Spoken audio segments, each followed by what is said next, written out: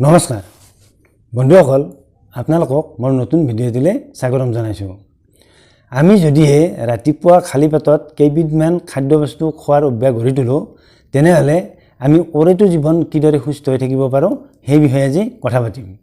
অৱশ্যে আমি সুস্থ হৈ থাকিব পৰা কেইবাবিধো বা বহুতো খাদ্য আছে।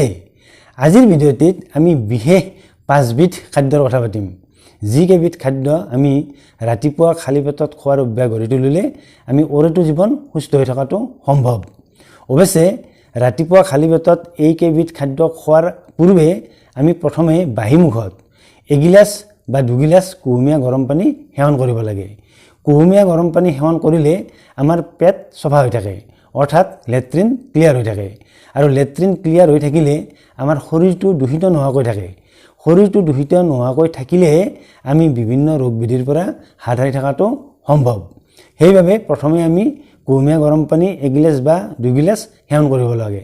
আৰু কুহুমীয়া গৰম পানী সেৱন কৰিলে আমাৰ শৰীৰত ৰক্ত সঞ্চালন প্ৰক্ৰিয়া স্বাভাৱিক হৈ উঠে। আৰু ৰক্ত সঞ্চালন প্ৰক্ৰিয়া স্বাভাৱিক হৈ থকাৰ ফলতো আমি বিভিন্ন ৰোগ ব্যাধিৰ পৰা হাত সাৰি থকাটো সম্ভৱ। তাৰপিছত লেট্ৰিনৰ পৰা আহি আমি মুখ ধুই লৈ এই খাদ্যকেইবিধ খোৱা আমি আৰম্ভ কৰিব লাগে। যদিহে আপোনালোকে আজিৰ ভিডিঅ'টো চাই ভাল পায়, তেনেহ'লে ভিডিঅ'টিত লাইক এটা কৰিব। লগতে আজিৰ ভিডিঅ'টি আপোনালোকৰ লগ বন্ধুৰ মাজতো শ্বেয়াৰ কৰিবলৈ অনুৰোধ জনালোঁ। লগতে আমাৰ স্বাস্থ্য ৰক্ষা চেনেলটো ছাবস্ক্ৰাইব কৰি থ'বলৈও আপোনালোকক অনুৰোধ জনালোঁ। আমি প্ৰথমে ৰাতিপুৱা খালী পেটত খাব লগা খাদ্যবস্তুবিধ হৈছে কেঁচা আদা। প্ৰথমে এটুকুৰি কেঁচা আদা ল'ব লাগে আৰু সেই কেঁচা আদা টুকুৰি চফা কৰি লৈ চোবাই খাব লাগে।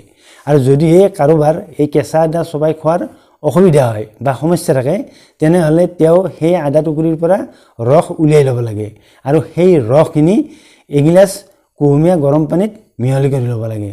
লৈ সেই কুহুমীয়া গৰম পানী সেৱন কৰি ল'ব লাগে। তেতিয়াও আচলতে এই কেঁচা আদাৰ নিচিনাই কাম দিয়ে। কেঁচা আদা খালে আমাৰ শৰীৰৰ মেটাবলিজম ৰেট উন্নত হয়, যাৰ বাবে আমাৰ হজম প্ৰক্ৰিয়া ভাল হয়। লগতে বিভিন্ন গেছৰ সমস্যা আমাৰ অতি সহজে দূৰ হয়। লগতে আমাৰ তেজত কলেষ্টৰেল জমা হোৱা প্ৰক্ৰিয়াও বন্ধ হয়, যাৰ বাবে আমাৰ উচ্চ ৰক্তচাপৰ নিচিনা সমস্যাও অতি সহজে দূৰ হয়। সেইবাবে ৰাতিপুৱা খালী পেটত কেঁচা আদা খোৱাৰ অভ্যাস গঢ়ি তুলিব লাগে। ৰাতিপুৱা খালী পেটত খাব লগা 2 নম্বৰ খাদ্যবস্তুবিধ হৈছে তিল। অৱশ্যে ক'লা তিলবিধতকৈ বগা তিলবিধ খালে বেছি ভাল ফল পোৱা যায়।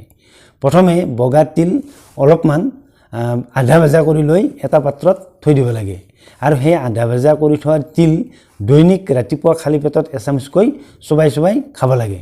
অৱশ্যে যিসকলে এই তিল চোবাই খোৱাত অসুবিধা পায়, তেওঁলোকে তিলখিনিৰ গুড়ি খুন্দি থৈ দিব লাগে আৰু সেই গুড়ি খুন্দি থৈ দিয়া তিলৰ পৰা এচামুচকৈ ৰাতিপুৱা খোৱাৰ অভ্যাস কৰিব লাগে। তিলত আচলতে যথেষ্ট পৰিমাণে কেলছিয়াম পোৱা যায়।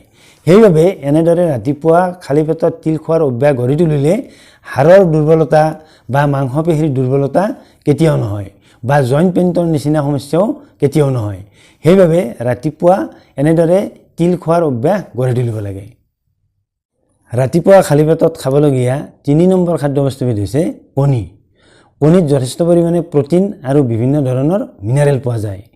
কণীৰ এই পুষ্টিগুণে মানুহক সুস্থ কৰি ৰখাত সহায় কৰে আৰু ৰাতিপুৱা খালী পেটত কণী খালে গোটেই দিনটোৰ বাবে সুস্থ হৈ থকা যায়। আৰু এনেদৰে শৰীৰ সুস্থ হৈ থাকিলে বিভিন্ন ৰোগ ব্যাধিয়ে অতি সহজে আক্ৰমণ কৰিব নোৱাৰে। সেইবাবে প্ৰত্যেকজন মানুহে ৰাতিপুৱা খালী পেটতে এটাকৈ কণী খাব লাগে। অৱশ্যে কণী সদায় বইল কৰিহে খাব লাগে। কণী কেতিয়াও তেলত ভাজি খাব নালাগে, কিয়নো তেলত ভাজি খালে কণী আচলতে গেছৰ সমস্যাৰ সৃষ্টি কৰিব পাৰে। সেইবাবে কণী সদায় বইল কৰি খাব লাগে। ৰাতিপুৱা খালী পেটত খাবলগীয়া 4থবিধ খাদ্যবস্তু হৈছে আলমণ্ড বাদাম। আলমণ্ড বাদামত যথেষ্ট পৰিমাণে calcium, iron, vitamin A, antioxidant পোৱা যায়। সেইবাবে ৰাতিপুৱা যদি এই আলমণ্ড বাদাম 4টা বা 5টাকৈ খোৱাৰ অভ্যাস গঢ়ি তোলা হয়, তেনেহ'লে চকু সদায় সুস্থ হৈ থাকে আৰু শৰীৰত কেতিয়াও কেলছিয়ামৰ ঘাটি নহয়। লগতে শৰীৰত কেতিয়াও আইৰণৰ ঘাটি নহয়, আৰু আইৰণৰ ঘাটি নহ'লে এনিমিয়াৰ সৃষ্টি নহয়। সেইবাবে ৰাতিপুৱা সদায় আলমণ্ড বাদাম 4টা বা 5টাকৈ খোৱাৰ অভ্যাস গঢ়ি তুলিব লাগে। আচলতে ৰাতি শুবৰ সময়ত পৰিষ্কাৰ পানীত এলমণ্ড বাদাম 4টা বা 5টা তিয়াই থ'ব লাগে আৰু সেই বাদামখিনি ৰাতিপুৱা বা বাকলি গুচাই খোৱাৰ অভ্যাস কৰি তুলিব লাগে আৰু এনেদৰে ৰাতিপুৱা এলমণ্ড বাদাম খোৱাৰ অভ্যাসে শৰীৰ সুস্থ কৰি ৰখাত সহায় কৰে।